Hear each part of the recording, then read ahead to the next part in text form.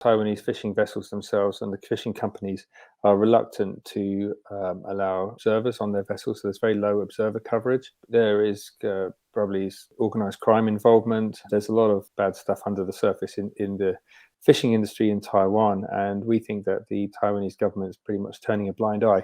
Are these shark fins that are being landed at Taiwanese ports also coming from Taiwanese fishing vessels? Yes, that's right. So the fishing vessels that are named in the report are all Taiwanese vessels. But we don't know what's really going on at sea. We know that they go up and down the African coast. There's a lot of transshipping at sea. There's shark fins that transship. They could be transshipped often several times at sea from one vessel to the next. It's not really clear what's going on.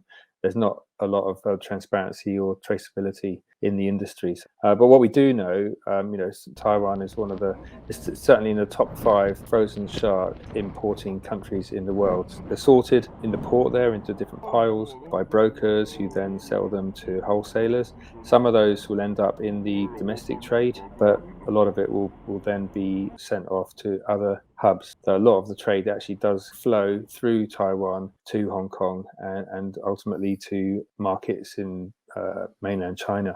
What do you think the government should be doing? Shark fins are very difficult to identify.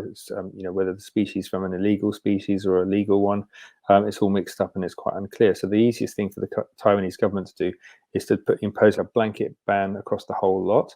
That makes enforcement a lot easier, and it allows the stocks to recover as well. The general public is largely receptive to the idea of a shark fin ban. They know the messaging about how unsustainable the industry is, how cruel the industry is, and the public largely behind it. So the direction of travel is certainly towards banning this heinous trade.